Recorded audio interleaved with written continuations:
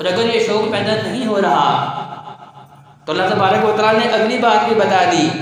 وَإِنَّ الْفُجَّارَ لَفِي جَحِيمٍ، کہ جو میری بات نہیں مانیں گے،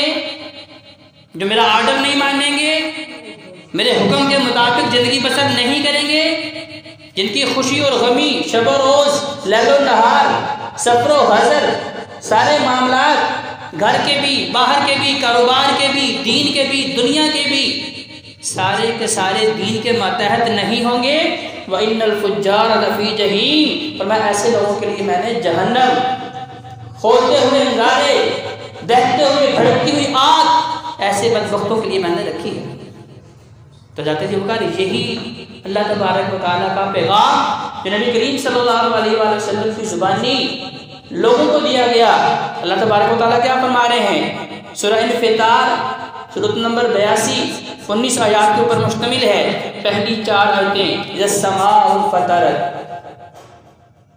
کیونکہ مکہ کے لوگ یہ نہیں مانتے تھے کہ ہم نے مرنا ہے، وہ نہیں مانتے تھے کہ مرنے کے بعد دوبارہ زندہ ہونا ہے۔ اب یہ دو جب ان کے لیے تصور پیدا ہو گئے کہ مرنا بھی نہیں، دوبارہ اٹھنا بھی نہیں، تو پھر ان کے اندر جو ہے یہ خوف بھی ختم ہو گیا کہ ہم نے کس کو جواب دینا ہے۔ جیسے آج کا انسان یہ سوچ رہا ہے کہ یہ دنیا تو خود بخود بنی ہے، بس ایک دھماکہ سا ہوا اور یہ سارے کا سارا نظام جو ہے خود بخود مار دے وجود میں آ گیا۔ اب یہ ایک ہی زندگی ہے، اسے اپنی خوشی کے ساتھ گزاریں، اپنی خواہشات پوری کرتے رہیں۔ جب انسان کے اندر یہ تصور پیدا ہوتا ہے پھر انسان حیوانوں سے بھی بدتر ہو جاتا ہے، پھر وہ اپنے پیٹ کی آگ اور شرمگاہ کی آگ بجھانے کے لیے جانوروں سے بھی کوسوں آگے نکل جاتا ہے۔ اب ان دونوں چیزوں کو کنٹرول کرنے کے لیے اللہ تبارک و تعالیٰ نے بتایا کہ انسان بالآخر تو نے مرنا ہے۔ انسان تم سے پہلے لاکھوں اربوں خربوں لوگ اس دنیا کے اندر آئے ہیں، اگر خوبصورت دیکھنے ہیں تو اتنے خوبصورت اللہ نے پیدا کیے ہیں، فرمایا تم تو ان کا عشرے عشیر بھی نہیں ہو، 10واں حصہ بھی نہیں ہو۔ آج جب ہم آئینے کے سامنے کھڑے ہوتے ہیں تو یہ سمجھتے ہیں کہ دنیا کا سب سے خوبصورت ترین انسان میں ہوں، اس آئینے سے پیچھے ہٹنے کو دل ہی نہیں کرتا، بار بار کنگھی کر رہے ہیں، بار بار جو ہے اپنے چہرے کو دیکھ رہے ہیں، اسے سنوارنے کے لیے ہزاروں قسم کی چیزیں جو ہے وہ استعمال کر رہے ہیں۔ لیکن فرمایا تم سے پہلے اتنے خوبصورت میں نے پیدا کیے، بتاؤ آج وہ کہاں ہیں؟ اپنے وقت مقرر میں منو مٹی کے نیچے انہیں دفن کر دیا گیا ہے۔ اگر تم یہ سمجھتے ہو کہ ہم بڑے کڑیل جوان ہیں، ہمارے بازوؤں میں بڑی طاقت ہے، اس سے پہلے کبھی کوئی جوان ہی نہیں ہوا، اس سے پہلے کبھی کسی کو طاقت ہی نہیں دی گئی، تو پھر دیکھو قوم عاد اور قوم سمود کو کہ ہم نے انہیں اتنی قوت و طاقت دی تھی کہ پہاڑوں کو پتھروں کو اپنے ہاتھوں سے تراش کے ان کے اندر اپنے بہترین محلات بنایا کرتے تھے، لیکن آج کدھر ہیں؟ اسی مٹی کے نیچے دفن ہے۔ اگر تم نے صاحب علم دیکھنے ہیں، تم سے پہلے بڑے بڑے علم والے، افلاطون کدھر ہے؟ ارسطو کدھر ہے؟ اس دنیا کو مستقل کرنے کے دعوے کرنے والے آج کدھر ہیں؟ بڑے بڑے پروفیسر، بڑے بڑے سائنسدان، بڑی بڑی چیزوں کا ایجاد کرنے والے، انکشاف کرنے والے، وقت مقرر آیا ہے اسی منو مٹی کے نیچے گئے ہیں۔ اگر مالو زر والے دیکھنے ہیں، نمرود دیکھو، شداد دیکھو، ہمارے بھی زمانے کے اندر بھی ایسے لوگ موجود تھے جنہوں نے دعویٰ کیا کہ میں 150 سال تک زندہ رہوں گا، دنیا کا امیر ترین شخص ہونے کا دعویٰ بھی کیا، 150 ڈاکٹر اپنے ساتھ لے کے پھرنے والا اپنے جہاز میں، لیکن جب وقت مقرر آ گیا تو ایک لمحے کی بھی تقدیم و تاخیر وہ 150 ڈاکٹرز کی ٹیم بھی کر سکی۔ وَلَن يُؤَخِّرَ اللَّهُ نَفْسًا إِذَا جَاءَ أَجَلُهَا، جب میرے اللہ کا وقت مقرر آ جانا ہے پھر ایک قدم بھی آپ کہیں کہ میں اٹھا لوں نہیں اٹھا سکیں گے، آپ کہیں میں قدم بھی ہٹا لوں نہیں ہٹا سکیں گے۔ محبوب پیغمبر علیہ السلام نے صحابہ سے پوچھا کہ میرے صحابہ بتاؤ تمہیں اپنی زندگی کے اوپر کتنا بھروسہ اور یقین ہے؟ آج اس زندگی کے اوپر ہم بھروسہ کر رہے ہیں، کہنے والے کہتے ہیں کہ سب سے بے وفا چیز زندگی ہے اور سب سے وفادار چیز موت ہے۔ جب زندگی بے وفا کر دیتی ہے اس وقت بھی وفاداری موت دکھاتی ہے۔ تو جاتے جی وقار نبی علیہ السلام نے پوچھا میرے صحابہ تمہیں اس زندگی کے اوپر کتنا بھروسہ ہے؟ صحابہ اپنی رائے کے مطابق اظہار خیال فرما رہے ہیں، رسول اللہ صبح کا سورج دیکھا ہے، غروب آفتاب تک زندہ رہیں گے۔ کسی نے کہا یا رسول اللہ یہ کام شروع کیا ہے، یہ کام پورا کر لیں گے۔ کسی نے کہا کہ ایک نماز پڑھ لی ہے، دوسری نماز تک کی فرصت مل جائے گی۔ کسی نے کہا نہیں اذان ہوئی ہے، فرض نماز ادا کر لوں گا۔ کسی نے کہا کہ ابھی جماعت شروع ہوئی ہے، اللہ اکبر ہوا ہے، السلام علیکم ورحمۃ اللہ تک کی تو مہلت ملے گی۔ لیکن جب نبی علیہ السلام سے پوچھا گیا، آقا علیہ السلام کا چہرہ پریشانی سے لال تھا۔ آقا السلام اس لیے فرمایا کرتے تھے اے میرے صحابہ، اگر اس حقیقت کو تم جان لو جس حقیقت کو میں جانتا ہوں، تمہارے چہروں کی خوشیاں ختم ہو جائیں، تمہاری آنکھوں سے آنسو کبھی تھمے نہ، تم اس دنیا کو چھوڑ کے جنگلوں میں نکل جاؤ اور ہر وقت اللہ اللہ کرتے رہو۔ لَضَحِكْتُمْ قَلِيلًا وَلَبَكَيْتُمْ كَثِيرًا، تمہاری ہنسیاں ختم ہو جائیں، تمہارے رونے واویلے شروع ہو جائیں، آہو بکار شروع ہو جائے۔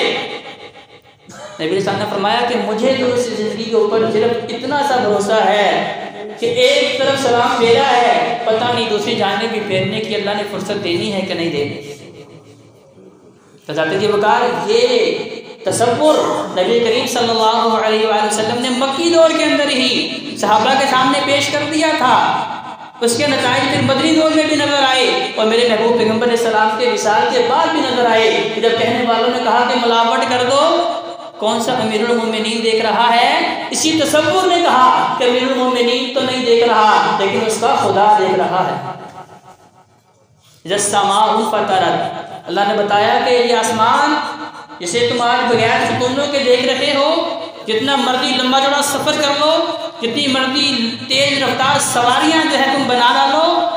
اس آسمان کی چھت سے تم باہر نکل نہیں سکتے۔ ایک وقت آئے گا تب اسی آسمان کو میں پھاڑ دوں گا، جیسے سماء انفطرت، آسمان پھٹ جائے گا۔ وَإِذَا الْكَوَاكِبُ انتَثَرَتْ، اور یہ ستارے انہیں اللہ تبارک و تعالیٰ نے اپنی قدرت سے آسمان سے نیچے لٹکایا ہوا ہے، ٹکایا ہوا ہے، میں یہ بے نور ہو جائیں گے اور جھاڑ دی جائیں گے۔ وَإِذَا الْبِحَارُ فُجِّرَتْ، اور آج یہ سمندر جو ہے، دادا جی وہ کہا ان سمندروں کے ذریعے بھی اللہ نے بڑی قوموں کو تباہ و برباد کیا ہے۔ ہمارے معاشرے کے اندر بھی اگر 10-20 سال پیچھے جا کے دیکھیں تو یوٹیوب کے اوپر سونامی جیسے جو ہے عذاب الہی موجود ہیں، کنہیں سمندروں نے 2-3 بستیوں کو نہیں بلکہ پورے علاقوں کو جو ہے زیر آب کر ڈالا، اور لوگ بھول گئے کہ جہاں بھی کوئی آبادی ہوا کرتی تھی کہ نہیں ہوا کرتی تھی۔ تو اللہ تعالیٰ فرما رہے ہیں وَإِذَا الْبِحَارُ فُجِّرَتْ، جب یہ سمندر جو ہے شدید گرم ہو کے اپنی جگہوں سے باہر نکل آئیں گے، وَإِذَا الْقُبُورُ بُعْثِرَتْ، اور یہ قبریں یعنی کہ اندر تم اپنے مردوں کو دفن کرتے ہو، یعنی قبروں کو پھاڑ کے یعنی کہ اندر سے مردوں کو جو ہے زندہ نکالا جائے گا، انہی قبروں سے میرا اللہ مردوں کو نکالے گا۔ کہتا جی آج ہم یہ کہتے ہیں وہ کوئی بات نہیں، رب کی بغاوت کری جاؤ، رب کی نافرمانیاں کری جاؤ، کون پوچھنے والا ہے؟ یا پھر یہ کہتے ہیں کہ جب وقت آئے گا دیکھا جائے گا۔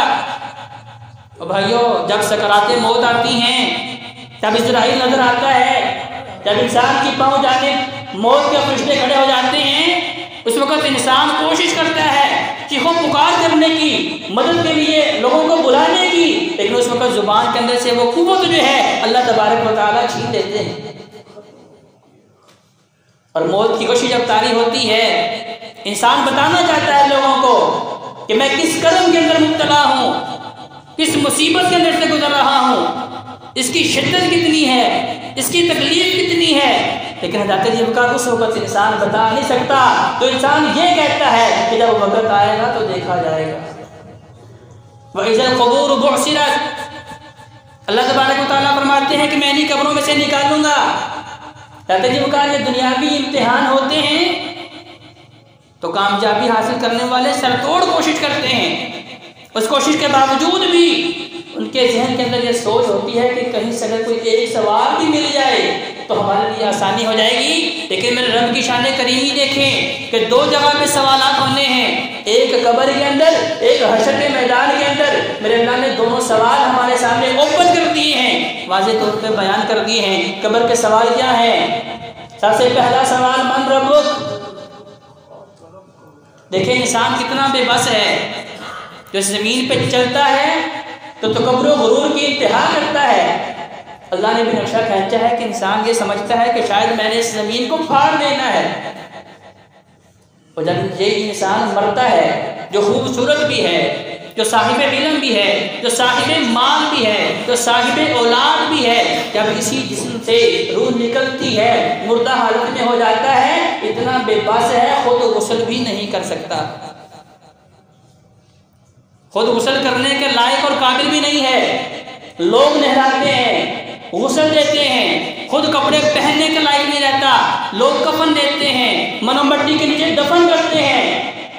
اور اس کے بعد منکر نکیر آ جاتے ہیں، سوالوں کا سلسلہ شروع ہوتا ہے۔ وہ سوال اللہ نے چھپائے نہیں، بلکہ اللہ تبارک و تعالیٰ نے محبوب پیغمبر کی زبانی ہمیں بتا دیا کہ پہلا سوال من ربک، بتاؤ تمہارا رب کون ہے؟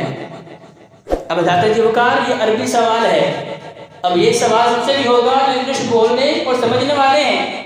یہی سوال ان سے بھی ہوگا جو فارسی بولنے والے ہیں، یہی سوال ان سے ہوگا جو سنسکرت بولنے والے ہیں، یہی سوال ان سے ہوگا جو اردو پنجابی بولنے والے ہیں، لیکن حضرت جی وقار اس کا جواب رٹنے سے نہیں آئے گا۔ اللہ ہم سب کو قبر کے عذاب سے محفوظ رکھے،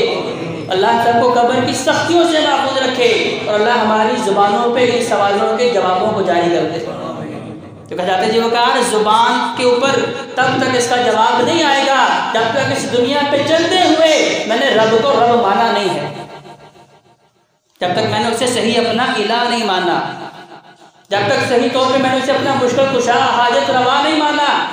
اپنی بگڑیاں بنانے والا نہیں مانا، زندگی اور موت کا مالک نہیں مانا، اس وقت تک مجھے اس سوال کا جواب نہیں